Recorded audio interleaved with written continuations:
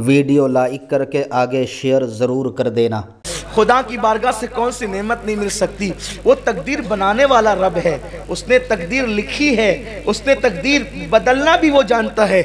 हाय हाय, रातों की आखिरी पैर की सिसकियां ली, सुबह का इंतज़ार करने लगा और फिर वो अजनबी मुसाफिर मजदूर सुबह होते होते बादशाह के महल की तरफ बढ़ा। जब बादशाह के महल की तरफ गया तो वहाँ पर दरबार लगा हुआ था, ख़ास व आम की सुनवाइयाँ हो रही थी। इसलिए कि जब हम बादशाह थे तो लोगों से नफ़रत नहीं करते थे, बल्कि हमारे यहाँ दरबार लगा करते थे और हर ख़ास व आम से बादशाह मुलाकात करता था, उसके मसाइल पूछता था।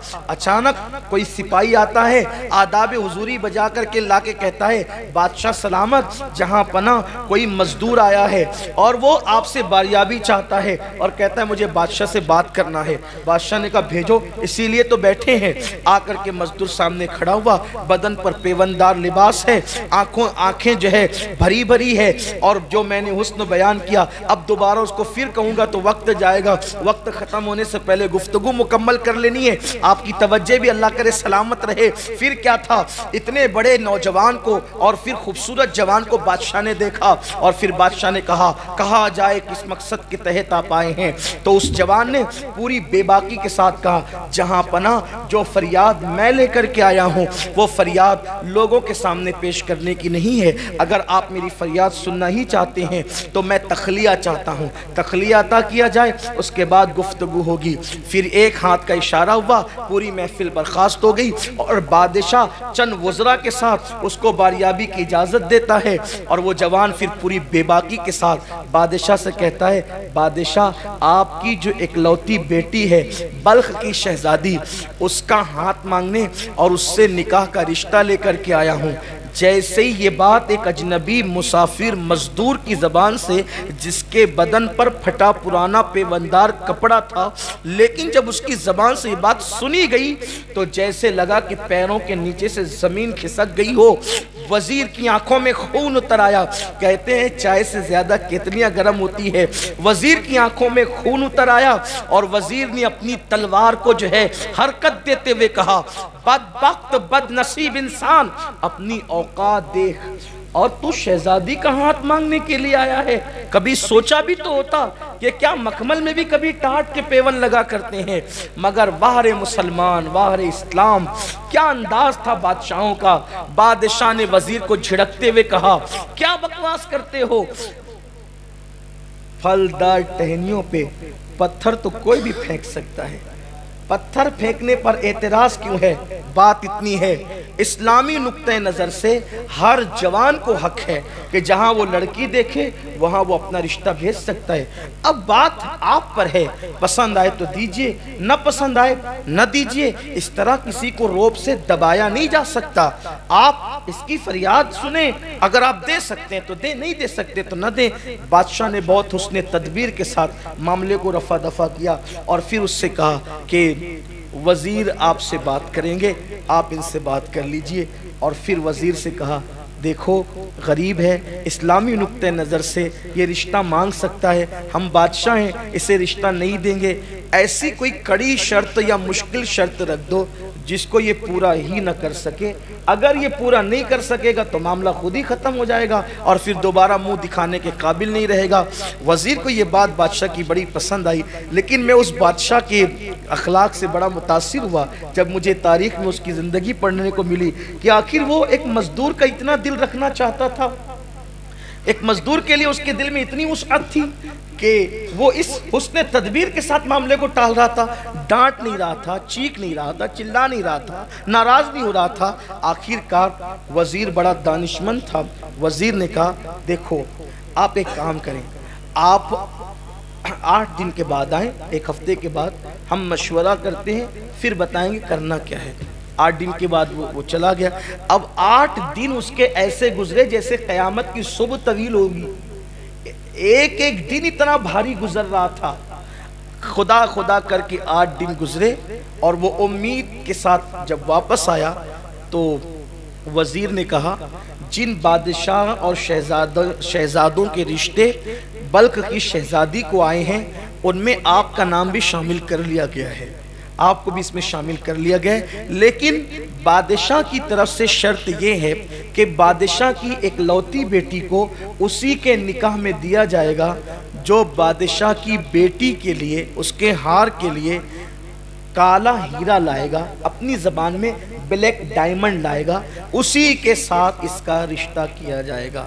کیا آپ لا سکتے ہیں؟ بھئی سفید ڈائمنڈ لانا، سفید ہیرا لانا بھی اس مزدور کے بس کا نہیں تھا نا، اس مزدور کے بس کا نہیں تھا، لیکن وہ اگر واقعی بادشاہ ہوتا بھی، بادشاہ بھی اگر وہ ہوتا تو بلیک ڈائمنڈ اس کے بس کی بات نہیں تھی۔ یہ اور بات ہے، ہند والوں کے مقدر عروج پر ہیں۔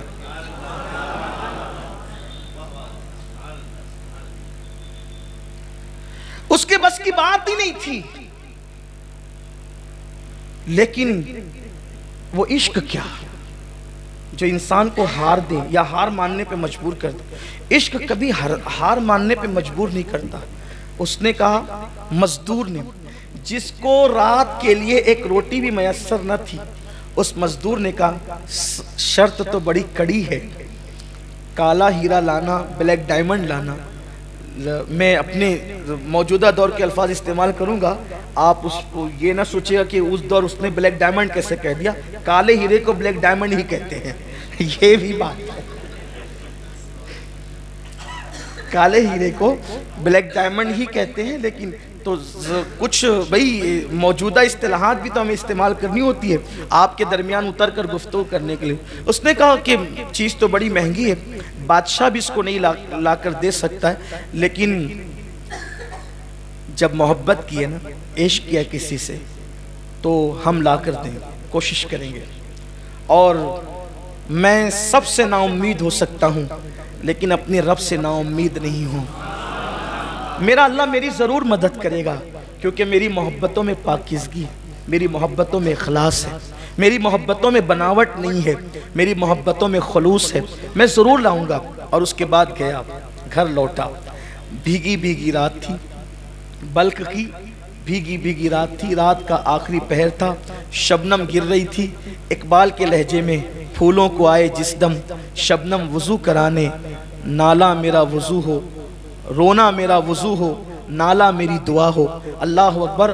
وہ گڑ گڑاتا رہا، سسکیاں لیتا رہا اور کہتا رہا، مولا کبھی تو نے کسی مانگنے والے کو محروم نہیں کیا، تیرا وعدہ ہے مجھ سے مانگو میں عطا کروں گا۔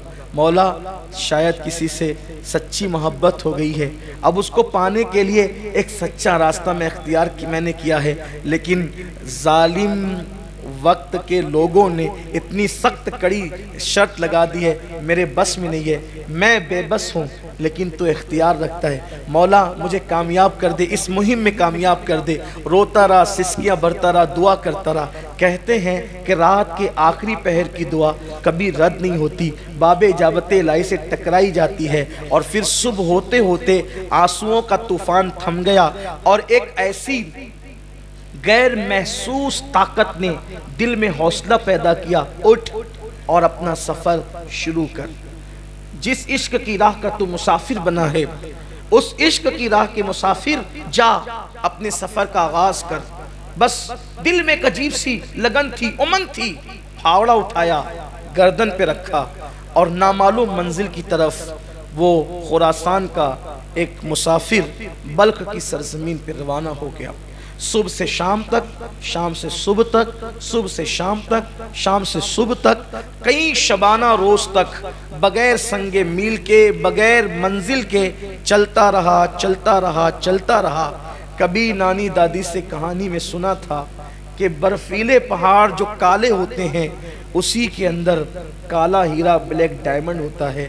سفر شروع رہا، چلتا رہا، چلتا رہا، کئی دن کی مسافت کے بعد ادھر بھی پہاڑ، ادھر بھی پہاڑ، ادھر بھی پہاڑ، ادھر بھی پہاڑ، پہاڑوں میں گھر گیا۔ چاروں طرف دیکھا، تھک کر بیٹھ گیا، تھک کے بیٹھا، سوچ رہا تھا میں کہاں آ گیا، میری منزل کہاں تھی، میں کہاں آ گیا۔ اچانک کوئی آنے والا آتا ہے، کندھوں کو دھکا دیتا ہے، اے سونے والے، سونے کا وقت نہیں ہے، یہ برفیلے پہاڑ ہے، اور ایک پہاڑ ٹوٹ گیا ہے، ٹوٹ کر اس کی چوٹی زمین پہ گر گئی ہے، اور تجربہ بتاتا ہے کہ شام تک اس پوری وادی کے اندر برف پگھل جائے گی اور برف کا سیلاب آئے گا۔ اگر اس وادی میں بیٹھا رہا جان سے ہاتھ دھو بیٹھے گا، اٹھ سورج غروب ہونے سے پہلے پہلے اس وادی سے نکل جا۔ اب وہ جوان جب اپنے کندھے پر، اور پھر وہ بوڑھا غائب ہو گیا۔ میری اپنی ذہن کے مطابق وہ کوئی اور بوڑھا نہیں تھا، اسی ذات کو دنیا جناب خضر علیہ السلام کہتی ہے۔ چلنے والا چلا، دیکھا کہ سارے راستے مسدود، جس راستے سے آیا تھا اس میں چوٹی پہاڑ کی گر کے پڑی ہے، اب وہ اس کو توڑ رہا ہے، وہ ٹوٹتی نہیں۔ آخرکار اس جوان نے پوری طاقت لگا کر زوردار وار کیا، کس لیے؟ نکلنے کے لیے۔ تو جب زوردار وار کیا وہ ٹکڑے ٹکڑے ہوئی اور آنکھیں چکا چوند ہو گئی، خیرہ ہو گئی، اس لیے کہ اسی کے ٹوٹنے کے بعد اس کے اندر سے کالا ہیرا نمودار ہوا۔ ارے یہ قدرت کی اس طرح مدد ہوتی ہے، اللہ اکبر۔ یہاں پر رک کر کہنا چاہتا ہوں، اپنے جیسے سے سچا پیار کرنے پر یہ انعامات ملتے ہیں۔ محبوب خدا سے کوئی سچا پیار کرے، انعامات کی بارش کیا ہوگی، عطاؤں کی بارش کیا ہوگی۔ اللہ اکبر۔ ہاتھ میں ہیرا لیا، کالا ہیرا، یہی کالا ہیرا ہے جو بادشاہوں کو تک میسر نہیں ہے، یہی کالا ہیرا ہے۔ اور پھر چستی کے ساتھ چھلانگ لگاتے ہوئے وہ ہرنیوں کی طرح چوکڑی بڑھتے ہوئے بلک کی طرف روانہ ہو گیا۔ تھوڑی ہی کوششوں کے باوجود جب چلتا رہا تو تھکن بھی اب محسوس نہیں ہوتی تھی، اس لیے کہ جب منزل نظر آتی ہے تو تھکن بڑھنے کی بجائے کم سے کم ہوتی چلی جاتی ہے۔ اور پھر دربار لگا ہے اور یہ مزدور پہنچا۔ وزیر نے دیکھا، پھر آ گیا تو؟ یہ شریفوں کی عادت نہیں، ہم نے تو جو قید لگائی تھی تم نے وہ اس شرط کو پورا نہیں کیا اور پھر چلے آئے وہ پریشان کرنے کے لیے۔ اس نے بڑی محبتوں کے ساتھ کہا، میں پریشان کرنے نہیں آیا، میں تو شرط کی تکمیل کرنے آیا ہوں۔ جیسے اپنی مٹھی کو کھولا، بادشاہ اور سارے وزراء کی آنکھیں چکا چوند ہو گئی۔ یہ لیجئے اپنا بلیک ڈائمنڈ اور اپنا وعدہ پورا کیجئے۔ بادشاہ نے وزیر کی طرف، وزیر نے بادشاہ کی طرف دیکھا کہ اب کیا کریں، اس نے تو شرط پوری کر دی، وہ بادشاہ بھی جو نہیں کر سکتا تھا وہ عاشق نے پوری کر دی۔ وزیر ہوشیار تھا، آنکھوں میں باتیں ہو گئی، پیغام دیا ہے، کبھی پیغام لیا ہے، نظروں سے محبت میں بڑے کام لیا ہے، آنکھوں میں باتیں ہو گئی۔ اور جب باتیں ہو گئی تو وزیر نے کہا، ارے اصل بات یہ تو ہمارا مطالبہ تھا۔ شہزادی دراصل کان کی بالیوں میں سفید موتیاں پہننا بہت پسند کرتی ہے۔ ایک آخری شرط ہے اور قطعی ہے، اس کے بعد کوئی شرط نہیں ہوتی۔ آخری شرط ہے 2 موتی بالیوں کے لیے لے آؤ، شہزادی کے لیے، بس رشتہ ہو جائے گا۔ ایک مزدور کے لیے کیا کم تھا؟ پھر دل پکڑ لیا، وائے رے ناکامی، ہائے رے ناکامی، اب کیا کروں؟ لیکن پھر عشق نے کہا، ہارنا مت، ہمت مت ہارنا، اٹھ چل آگے بڑھ۔ جیسے کوہساروں میں، پہاڑوں میں اللہ نے بلیک ڈائمنڈ تجھے دے دیا، کالا ہیرا دے دیا، موتی کا انتظام بھی قدرت کر دے گی۔ پھر نکلا، گھر پہنچا، دعا کی، پھر چلا، خوب لمبا سفر کیا، سمندر کے کنارے پہ پہنچا۔ کہتے ہیں کہ سمندر کے اندر صدف ہوتی ہے اور صدف کے اندر موتی ہوتا ہے، لیکن تیراکی جانتا نہیں تھا، عشق والا تھا۔ پانی لیا، چلو سے باہر پھینکا، پھر لیا، پھر باہر پھینکا، پھر لیا، پھر باہر۔ کیوں؟ میں تھوڑی دیر میں سمندر کو خالی کر دوں گا، اور جب سمندر خالی ہو جائے گا تو پھر اس کے اندر کی سیپ نظر آئے گی، پھر سیپوں کو اٹھاؤں گا، دامن میں بھر لوں گا۔ 2 موتیوں کا مطالبہ ہے، میں تو وہاں موتیوں کے فرش بچھا دوں گا۔ پانی پھینک رہا ہے، صبح ہوتی ہے، شام ہوتی ہے، لیکن وہ سمندر کی موجیں بڑھتی ہی جاتی ہے۔ کہتے ہیں عشق سچا ہو کامیابی مل ہی جاتی ہے۔ نگاہیں حسرت سے آسمان کی طرف اٹھتی ہے، 1 دن، 2 دن، 3 دن، 4 دن، 6 دن۔ اگر میری جماعت کا اتنا بڑا مفکر اس واقعے کو نہ لکھا ہوتا، واللہ کبھی محراب میں بیٹھ کر بیان کرنے کی میرے اندر ہمت نہ تھی، کہیں لوگ مجھے جھوٹا تصور نہ کریں، لیکن میں اس ذات پر اعتماد کر رہا ہوں جو ہماری جماعت میں सनद की हैसियत रखती है, उस ज़ात ने इस वाक़े को लिखा है। अल्लाह अकबर। बड़ा अजीम मुफक्किर, बड़ा अजीम दाई, यूरोप की सरजमीन पर इस्लाम की शमा को रोशन करने वाला दाई, उन्होंने इस वाक़े को लिखा है। निगाहें आसमान की तरफ उठी और फिर कहा, मौला मेरी मदद कर, ये क्या है? मैं पानी फेंकता हूँ, पानी बढ़ता जाता है। कहते हैं कि जब चांद मुकम्मल होता है, यानी कि जब चांद मुकम्मल होता है, पूरा हो जाता है, 14वीं का चांद जब होता है, तो समुंदर के अंदर ज्वार फाटा आता है, यानी कि मद्द व जज़र आते हैं, वो अपनी किरणों से पानी को खींचता है और फिर समुंदर के अंदर नीचे की चीज़ें ऊपर, ऊपर की चीज़ें नीचे, यूं एक भौचाल आ जाता है। बस ऐसा ही हुआ। 14वीं शब आई और आने के बाद जब मद्द जज़र के मनाजिर देखे तो कई सीपें जो है वो पड़ी थी। सुबह का वक्त हुआ, दामन में समेटा और सफ़ेद मोतियों को लेकर फिर दौड़ा। अब जब गया तो वहाँ पर दरबार लगा था। फिर आ गए, हाँ वादा पूरा कर रहे हैं, ये मोती भी ले आए।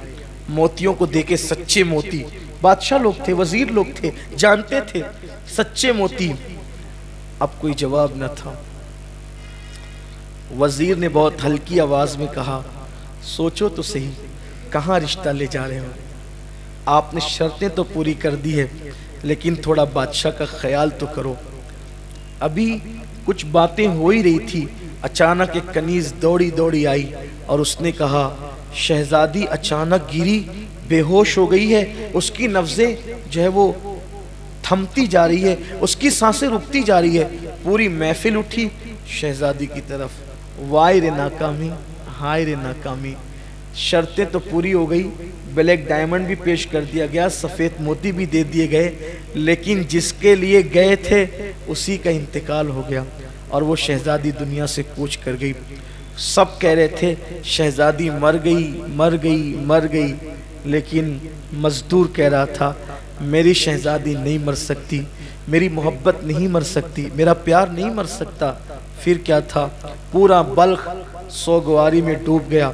शहजादी को गुस्ल दिया गया, गुस्ल देने के बाद कफन पहनाया गया और फिर बादशाह की बेटी थी, हजारों के लाखों के हुजूम में जनाजा उठा, ये भी सर झुकाए झुकाए मजदूर चल पड़ा। फिर क्या था, नमाज जनाजा हुई और लाखों लोगों ने डबडबाती हुई आंखों से शहजादी को शाही कब्रिस्तान में दफन कर दिया। लोग अपने अपने घरों को चल पड़े और फिर रात ने अपनी सियाह चादर बल्ख की सरजमीन पे तान दी। लोग गमों में डूबे बिस्तरों पे लेट गए। कहते हैं कि रात का आखिरी पहर था, रात की सियाह जुल्फे थोड़ा कमर से नीचे आकर ढलक गई थी। ऐसे वक्त में वो अपनी कुटिया से निकला और निकलने के बाद कौन, कंधे पे कुदाल रखकर मजदूर निकला और निकलने के बाद जिसने काला हीरा और सफ़ेद मोती लाए थे, यानी दरिया और कोहसारों को जिसने मुसख्खर कर दिया था, वो आज अपनी मौत को गले लगाते हुए बहुत बड़ा ख़तरा मोल ले रहा था। ये वो पहुंचा शाही कब्रिस्तान में, ताज़ा तरीन कब्र देखी, यही शहजादी की कब्र थी। पहले घुटने टेक कर जो है वो शहजादी की कब्र की मिट्टी को बोसे दिए और उसके बाद जल्दी जल्दी से मिट्टी हटाई। ताज़ा कब्र थी, जल्दी से मिट्टी हट गई। तख्ते नजर आए, तख्ते हटाए, जैसे ही कफन दिखा बेचैन हो गया, बेकाबू हो गया, नीचे कब्र में उतरा और शहजादी को कंधे पे डाला, मिट्टी बराबर की, घर की तरफ रवाना हो गया। शहजादी को ले जा कर के अपने घर की कुटिया में डाल दिया और डालने के बाद आसमान की तरफ देखकर रोने लगा, घुटनों को टेक कर। जब बूढ़ी ज़लेखा जवान हो सकती है, डूबा हुआ सूरज पलट आ सकता है, मुर्दा से जिंदा, जिंदा से मुर्दा पैदा हो सकता है, मोमिन से काफिर, काफिर से मोमिन पैदा हो सकता है। ऐ वादहू ला शरीक, तू वही तो है, तू किसी से पैदा नहीं, तुझसे कोई पैदा नहीं हुआ। लम यलिद वलम यूलद तेरी शान है। रोज़ाना नसीमे सहर तू चलाता है, रोज़ाना कलियों को खिलने का शऊर तू देता है, रोज़ाना जो है वो सुबह का उजाला तेरे हुक्म से तड़कता है, रोज़ाना रात की स्याही तेरे हुक्म से आती है। हाँ हाँ, पत्तियाँ हर बहारों में पहाड़ जो है वो दरख्तों पर उगती है, पत्थरों के अंदर फूल पैदा होते हैं, दरियाओं को रवानी तूने दी है, समुंदर को तुगयानी तूने दी है, सितारों की अंजुमन तूने सजाई है, सुरैया को तूने सजाया है, रोजाना चांद निकलता है, घटता है घटता है घटता है, घट जाता है फिर निकलता है, बढ़ता है बढ़ता है बढ़ जाता है और बदरे कामिल हो जाता है। ऐ वो जो सूरज को निकालता है तो उरूज पे पहुंचाकर फिर जवाल पजीर कर देता है। तेरे आखिरी महबूब का वास्ता और तुझे तेरी मोहब्बतों का वास्ता, हमने भी किसी से मोहब्बत की लाज रख ले, इस मुर्दा शहजादी के अंदर फिर से जान पैदा कर दे, इसलिए कि मुर्दों में जान पैदा करना तेरा ही काम है, तू ही मुर्दों में जान पैदा करता है। मेरे अल्लाह, अगर आज इस शहजादी में तूने जान पैदा कर दी, मुझे नई जिंदगी मिलेगी, इसे नई जिंदगी मिलने की वजह से। कहते हैं लिखने वाला मुफक्किर लिखता है, अचानक दरवाजे पे दस्तक हुई, दरवाजा क्या खुला, एक नामालूम तबीब हकीम घर में अपने मुलाजिम और मजदूर के साथ दाखिल हुआ। सर पे टोकरा था, उसमें दवाइयाँ थी, और फिर उसके बाद उसने आकर सीधा शहजादी का हाथ पकड़ा, नब्ज देखी और कहा, ए अजनबी मजदूर, वक्त को जाये न कर, शहजादी मुर्दा नहीं है, ये तो अभी इसकी सांसें हल्की हल्की चल रही है, मेरे पास एक दवा है, इसे जल्दी से तलवे में मल। और फिर मजदूर के हाथ में, उसी मजदूर के हाथ में वो दवा दिया, मजदूर ने जल्दी जल्दी से तलवों पर मला, और मरने के बाद उस हकीम और तबीब की निगाहें चिराग की रोशनी में शहजादी के चेहरे पे टिक गई। क्या देखा गया, अचानक शहजादी हरकत करने लगी, और उसके बाद दूसरी दवा निकाल के तबीब ने नाक में डाली, शहजादी को छींक आई और शहजादी उठकर बैठ गई, निगाहें आसमान की तरफ उठी, आंखें डबडबा गई। तेरा शुक्र है कि तूने मुर्दे के अंदर मेरी मोहब्बतों की वजह से नई जान पैदा कर दी है। फिर क्या था, कुर्बान, इस्लामी मोहब्बत।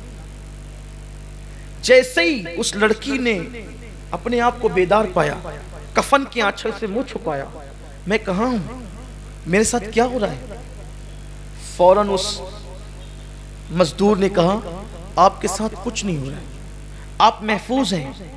और फिर पूरी दास्तान, बाग से लेकर जिंदगी तक की दास्तान, पूरी दास्तान सुनाई।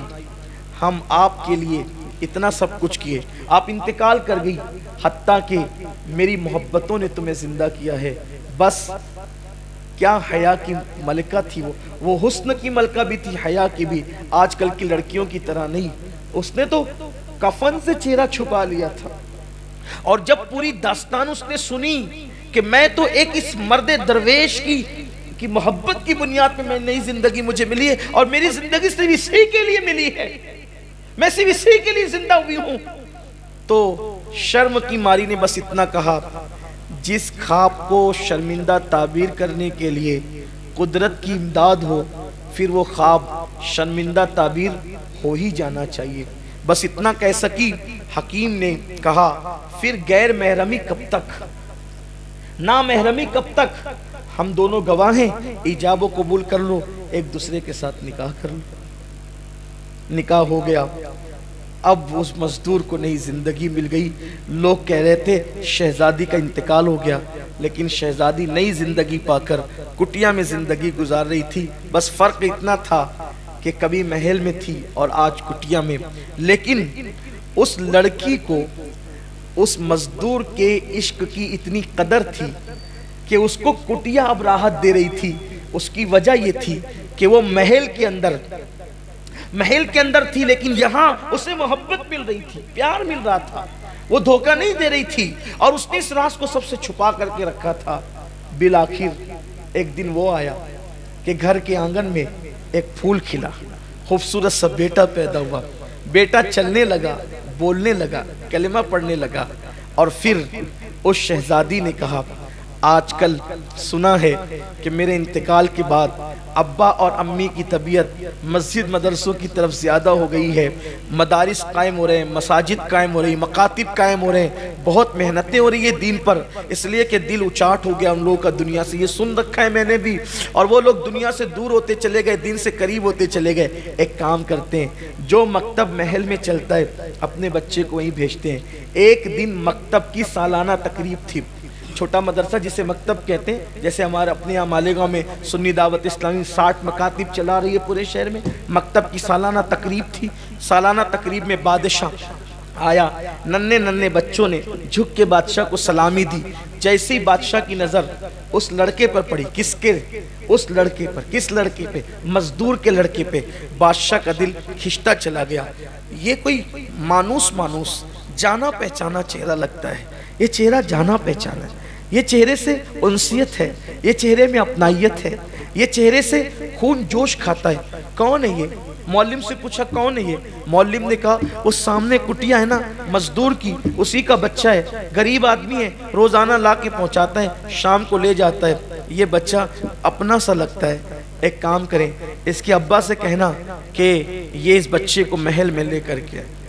شام کو ابا آئے تو کہا کہ بادشاہ کا حکم ہے، حکم حاکم ہے کہ تم اپنا بچہ محل میں لے کر جاؤ۔ انہوں نے کہا بہت اچھا، گھر لایا، بیوی سے مشورہ کیا، کیا ہوگا، کیسے ہوگا؟ ایسا لگتا ہے اب پوشیدہ راز سب اوپن ہو جائیں گے، کیسے ہو سکتا ہے، کیا ہوگا؟ بہرحال شہزادی نے کہا کوئی فکر نہ کریں، ٹھیک ہے۔ اور وہ بچہ یوں ہی کوئی پہلے کم خوبصورت نہیں تھا، محل میں بھیجنے کے لیے شہزادی تھی، اس بچے کو شہزادوں کی طرح سجایا، باپ کے ساتھ انگلی پکڑائی، روانہ کیا۔ جیسے ہی محل میں پہنچا یہ بچہ، خوبصورت سے بچے کو بادشاہ نے اپنی گود میں اٹھایا۔ مزدور بھی بھیس بدل چکا تھا، مجھے پہچانا نہ جا سکے کہ چند سالوں پہلے رشتہ مانگنے آیا تھا اور شہزادی انتقال کر گئی تھی، پتہ نہیں کیا ہوگا، بھیس بدل لیا۔ جیسے ہی بادشاہ نے دیکھا اس بچے کو قابو نہ پا سکا، اٹھایا گود میں اور سیدھا زنانہ خانے میں بادشاہ گھس گیا۔ بادشاہ اس طرح نہیں جایا کرتے تھے زنانہ خانے میں، لیکن جیسے ہی ملکہ کی نظر بادشاہ کے گود کے بچے پڑی، یہ مانوس جانا پہچانا چہرہ، غور کیا، کہا بادشاہ جانتے ہیں مرحوم شہزادی کا بچپن ایسا ہی تھا نا، اس کی ناک دیکھو یہ مرحوم شہزادی کی طرح ہے، اس کے ہونٹ دیکھو مرحوم شہزادی، اس کی آنکھیں مرحوم شہزادی کی، ارے یہ تو مرحوم شہزادی کے ہو بہو دکھتا ہے۔ کس کا بچہ ہے؟ ارے وہ سامنے جو کٹیا میں مزدور رہتا ہے اسی کا بچہ ہے۔ یہ بچہ میری مرحوم شہزادی کی یاد دلاتا ہے، یہ میرے یہاں رہے گا، اب ہم اسے جانے نہیں دیں گے۔ بادشاہ نے کہا کہ بچے خریدے اور بیچے نہیں جاتے نا، تو پہلے اس کے ماں باپ سے پوچھنا پڑے گا۔ کوئی بات نہیں، غریب لوگ ہیں، ہم اپنے محل میں ان کو جگہ دے دیں گے، وہ ہمارے محل میں رہیں گے، ہم بچہ دیکھتے رہیں گے، تسلی ہوتی رہے گی، کسی کی گود خالی کرنا ہمارا مقصد نہیں، ان سے بات کرو۔ بادشاہ باہر آیا، کہا کہ ملکہ کی خواہش ہے کہ یہ بچہ محل میں رہے۔ مزدور نے جواب دیا بچے بیچنے کے لیے نہیں ہوتے۔ دیکھا قدرت کے انداز، کل یہ کھڑے تھے کسی بچی کو مانگنے کے لیے اور آج وہ کھڑے ان کے بچے کو مانگنے کے لیے۔ اسی کو دنیا کہتے ہیں، کما تدین تدان، اسی کو دنیا کہتے ہیں۔ بچے بیچنے کے لیے نہیں ہوتے۔ پھر ہم اپنی بیوی سے مشورہ کریں، یہ بچہ میرا اس کا مشترکہ بچہ ہے، ہم اپنی بیوی سے مشورہ کریں گے، بیوی جو کہے گی اس پہ عمل کریں گے۔ اچھا ایک کام کریں، آپ کی بیوی کو منانے کے لیے ہماری ملکہ آپ کی کٹیا میں آ جائے گی، آپ کی بیوی کو منانے کے لیے ہماری ملکہ آپ کی کٹیا میں آ جائے گی، وہ منا لے گی، منانا جانتی ہے، وہ میری ملکہ منانا جانتی ہے، منا لے گی، آپ یہاں کے رہنا، عیش میں رہو گے۔ اچھا ٹھیک ہے، چلا گیا بچے کو لے کر۔ ابھی یہ گھر پہنچا تھا، ادھر ملکہ نے کہا ڈولیاں تیار کی جائے۔ پورے کر و فر کے ساتھ سفر کرنے والی ملکاؤں نے فوراً کہا خواجہ سراؤں سے محل سے لے کر کٹیا تک کے قطار لگا دو اور ہمیں وہاں جلدی سے جلدی پہنچا دو۔ ڈولیاں اٹھی، لوگ کہنے لگے اچانک ملکہ کدھر جا رہی ہے؟ کسی نے کہا وہ مزدور کی کٹیا میں جا رہی ہے۔ کہا رے تعجب ہے مزدور کی کٹیا میں؟ کہا ہاں، کوئی تعجب نہ کرو، جب سے شہزادی کا انتقال ہوا ہے ان لوگوں کو غریبوں سے پیار ہو گیا ہے، کٹیا میں جانے لگے، نیک ہو گئے، پرہیزگار ہو گئے، جا رہے ہوں گے کسی کٹیا میں دعا لینے کے لیے، کیوں تعجب کرتے ہو؟ بہرحال خواجہ سرا آگے بڑھتا ہے اور اس کے بعد مزدور کے گھر پہ دستک دیتا ہے، دروازہ کھولو، ملکہ تشریف لا رہی ہیں، آپ کی بیوی سے ملنے کے لیے تخلیے کا موقع دو۔ جیسے ہی دروازہ کھولا گیا، سنا گیا، دوڑتے ہوئے مزدور نے کہا ملکہ آ رہی ہے، اب تو سارے راز کھل جائیں گے، اب تو شاید قدرت کو یہی منظور ہے۔ اور پھر ملکہ آ گئی، جیسے ہی نظر پڑی پلک جھپک گئی، میں کوئی خواب تو نہیں دیکھ رہی ہوں؟ غور سے آنکھیں پھاڑ پھاڑ کے، شہزادی شہزادی شہزادی شہزادی ہو تم تو مر چکی تھی۔ لیکن دوسری طرف بھی جذبات کا تلاطم تھا، قابو نہ پا سکی۔ 4 سے 5 سال کے بعد جس بیٹی کو 5 سال پہلے مردہ سمجھ کے دفن کر دیا تھا، وہ زندہ کسی کٹیا میں زندگی گزار رہی تھی، کسی کو پتہ ہی نہیں تھا۔ ماں بیٹی لپٹ لپٹ کر خوب روئے، اور جب رو چکے، جب جذبات کا تلاطم تھما، بیٹی تم یہاں، شہزادی نے پوری داستان سنائی کہ یہاں آنے کا انداز کیا تھا، کیوں آئے تھے، کیسے آئے تھے، کسی کی محبت اور عشق نے نئی زندگی دی اور یہاں آئے اور اب زندگی گزار رہے ہیں۔ یہ بات جنگل کی آگ کی طرح پورے بلخ میں پھیل گئی۔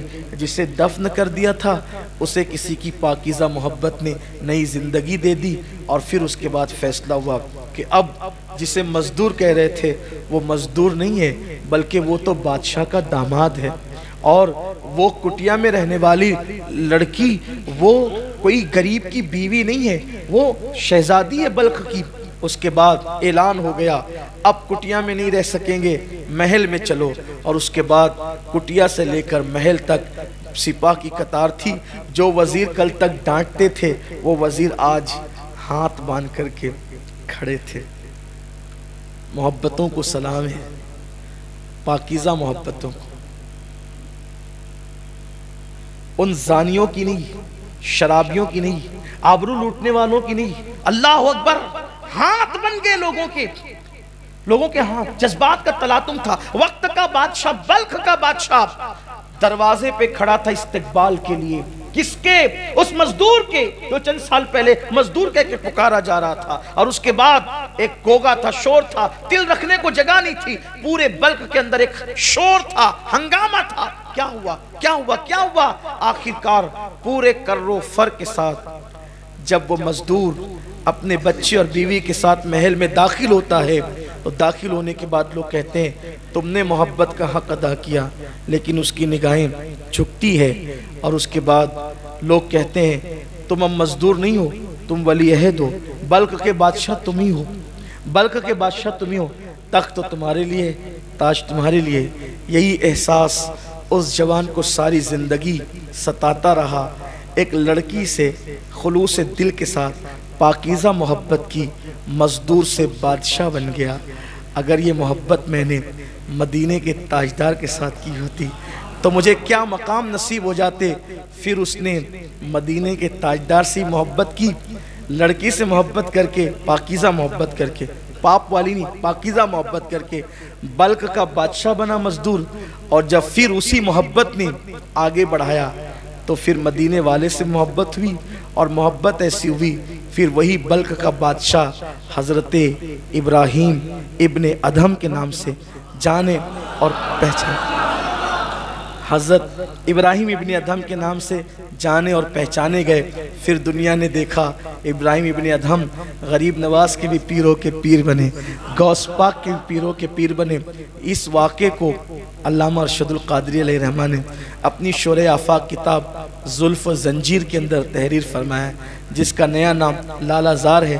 میں نے اپنے الفاظ کے جامع میں اس کو بیان کیا ہے آج کے اس موقع پر، بس اس لیے اللہ میری قوم کو نفسانیت سے بچائے، خواہشات سے بچائے، اور اللہ ہمیں سچی محبتوں کی طرف بڑھنے کی توفیق عطا فرمائے۔